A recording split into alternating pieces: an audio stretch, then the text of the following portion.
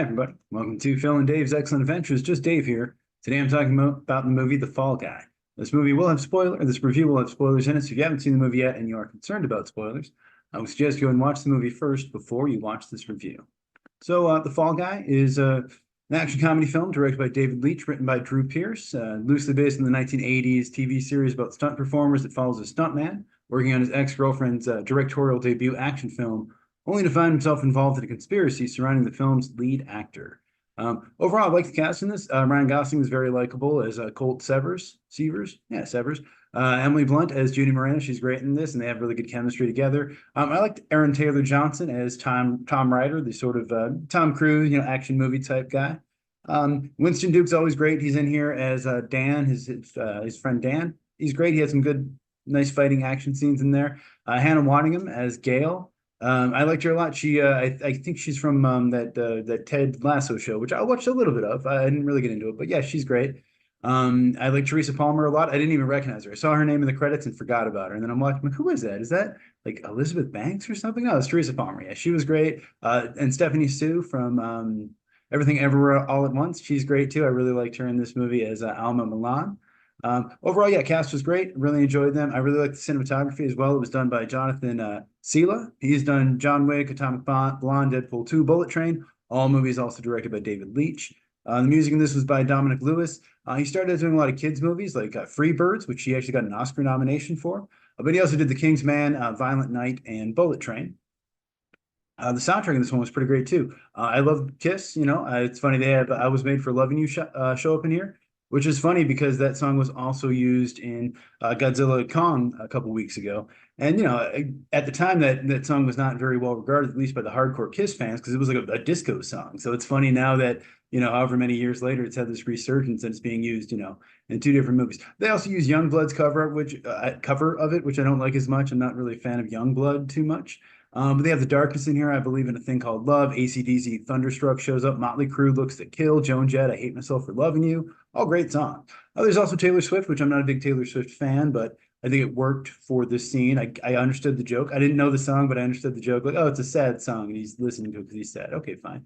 And Emily Blunt does a karaoke version of Against All Odds, the Phil Collins song, and it's great. She's a good singer. Yeah, I wouldn't have minded to hear actually more of that. I think overall the comedy was well done in this. There was a lot of scenes that had me laughing out loud and some pretty good jokes in here. And it's a good physical comedy as well. I also thought that Ryan Gosling seems to do at least some of his own stunts. I know he had like four different stuntmen working on this, and all the parkour stuff is obviously not him, and like the car hit was another stuntman. But he's actually in that garbage thing spinning around and stuff. They had a harness on him and everything, but and all the sparks are CGI. But like yeah, he seemed like he did a fair amount of his own stuff. I think he did the fall at the beginning of the movie. That's like a 150-foot fall, even though he's afraid of heights. So that was impressive. And he seemed to do a fair amount of the actual fighting and the action kind of stuff. And David Leitch does that a lot with his actors, so I'm not surprised, but it worked. It was well done. And I thought also the women had some good fight scenes as well. Emily Blunt, as soon as Colt comes back, yeah, she just starts attacking him and like fighting him and stuff. And he's like trying to stop him, but she's like really going to town on him. She's really hitting him. And Stephanie Sue has a similar thing where these guys are trying to take her and she's driving in the car and stuff. And she's like fighting the guys off in the car. And it's fun to see these directed action scenes with women where, the women aren't crazy over the top powerful and they can beat up 1,000 men, but like it's believable and it's realistic and it's well done. And I really think all of the fight choreography was well choreographed. It was well edited. You could see what was happening. It wasn't a bunch of shaky cam. They like actually let the camera breathe and let you see what was going on. And there wasn't too much CGI. I think they didn't overuse the CGI like a lot of movies do, especially nowadays. There's of course some in there. There's like I said, the sparks and some other stuff, but it seemed like a fair amount of it, at least when they did what they could practically, which I appreciated that.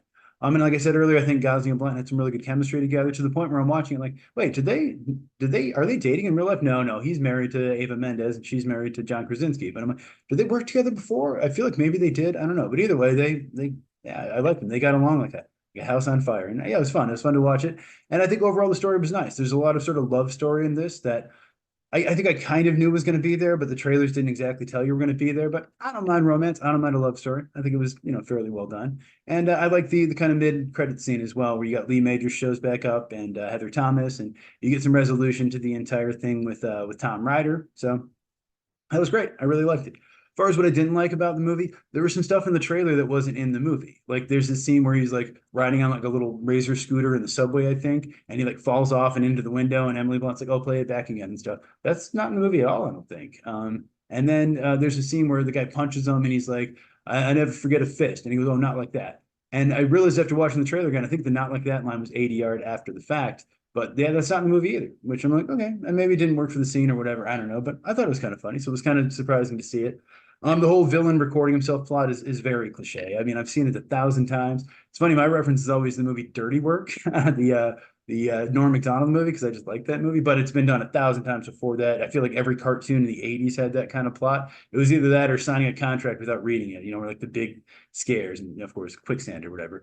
But yeah, just a little cliche. And then he tries to do a thing where he swaps the face and saying, "Oh, it's really him," and it's badly done. It's supposed to be badly done, I think, but it's the kind of thing where everyone knows about face swapping and AI type stuff, and people are aware that that's something you can do. So I don't know. I just feel like it wasn't that big of a threat. And even them recording him could also, you could easily be like, "Oh, well, that was a fake AI recording. They used AI to recreate my voice." Now, granted, like I said, it is resolved with the mid credit scene where he ends up blowing himself up. But yeah, just it seemed a little cheesy. And I don't know, it didn't really bother me necessarily.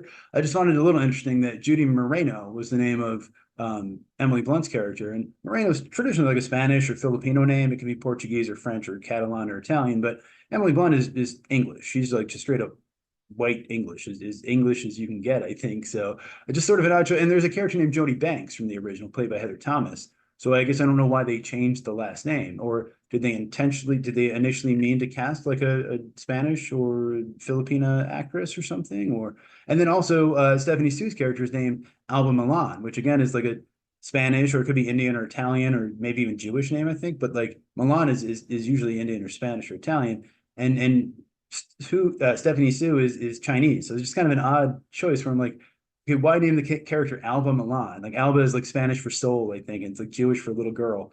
But then casting an American actress, but of Chinese descent. Just again, I just want to change the character's name because she's great. They're both great. They're both Oscar-winning actresses who both do a fine job in this. But just seemed a little odd to me. I don't know. And again, minor thing, just me overthinking stuff or whatever. Movie is definitely a bit predictable. Like I think you could pretty obviously see where it's going to go and what's going to happen. There's a lot of like sitcom-y kind of misunderstanding type stuff, and the villains are very one note. As much as I liked Hannah Waddingham in this, and what's his name, the kid, Aaron Taylor Johnson, they were both just very like, I'm evil, and my only motivation is being evil. And one guy, I'm a jerk, and I'm an evil producer, you know. And the whole time I kept thinking of Gallan Hurd because I know she's a famous producer, and I'm like, I don't think they're referencing her exactly, but that was kind of funny.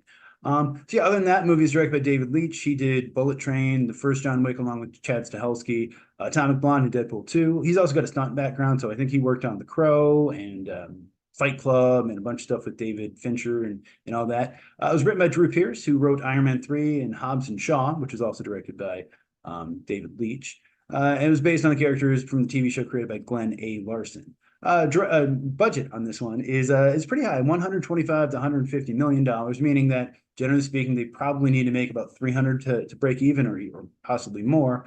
So far, it's made about $65 million. I actually forgot to write down its opening weekend domestically, but it was I think under what they expected. I think it underperformed, and so the movie, it sounds like it's maybe not going to make them money, or they'll have to wait till streaming to see if it does. And I don't really understand how that works, how anyone makes money off of streaming. But it's unfortunate because the movie's really well reviewed. And so far, like I saw the reviews after I watched it, and a lot of critics were saying, like, yeah, this is a rare kind of summer blockbuster that's all four quadrants, makes everyone happy kind of thing. And I'm like, oh, cool, good. Maybe this movie do really well and they'll make a sequel and everything. But nah, maybe not. I don't know. We'll see. But yeah, the scores, the reviews are great so far. The critics Rotten Tomato score is at 84%. The audience is at 87%. So like people are liking this or enjoying it. They're just not as many people are going out to see it, at least not enough to make money. Like I said, there is that mid-credit scene with Lee Majors and Heather Thomas, which was fun. And they did set a Guinness World Record in this movie with 8.5 car rolls. They actually say in the movie, oh, it was a record. And it really was a record. So that was pretty cool. It was pretty cool to see. And it was all, again, practical. They really did it, which is really, really fun. Like I said, Ryan Gosling does have a fear of heights, but he still did the 150-foot fall in the beginning. So that's good for him, you know. And this movie had been in development for a long, long time. At one point, Tom Cruise was involved, Keanu Reeves, Nicolas Cage, Jason Statham, and Dwayne Johnson were all at one point eyed or talked to about playing Colt Severs. And then the fake movie in this movie is called Metal Storm, which as soon as I saw it, I'm like, wait, there's a real movie called Metal Storm. It's Metal Storm, The Destruction of Jared Sin from 1983. And I'm like, I'm wondering, they must have known that because it's like a cult classic kind of action movie that I think John Campea had talked about liking it. But I'm like, yeah, I wonder if they must be referencing that. And of course, it's even got the same tagline, which is "It's high noon at the edge of the universe." So I'm like, yeah, they definitely knew about that movie when they made it. But that's fine. That's fun. I mean, it's definitely not a ripoff by any means. So yeah, I really enjoyed this movie. I thought it was really, really fun. I think maybe some minor issues of being a little bit predictable and the villains being a bit one note. And like I said, the whole recording thing is very cliche. But other than that, it was really fun. Maybe a little more romance than I wanted or needed in kind of an action movie. And maybe there's not quite enough action because there's a little bit of a lull there in the beginning where there's like a bit of talking and not action. I'm like, come on, give me just one more action scene in there would have done it. But it's pretty good. It's pretty good about every 15 or 20 minutes or so. There's like a big action scene. And you get to see some fighting and that kind of stuff. So yeah, I enjoyed this movie. I think my score on this is going to be an 8 out of 10. I thought it was really fun, and I definitely watch it again if it comes on, streaming or whatever. But if you saw the movie, let me know what you thought of it down in the comments below. Thank you so much for watching. Hope you have a great night. I will see you here again next week.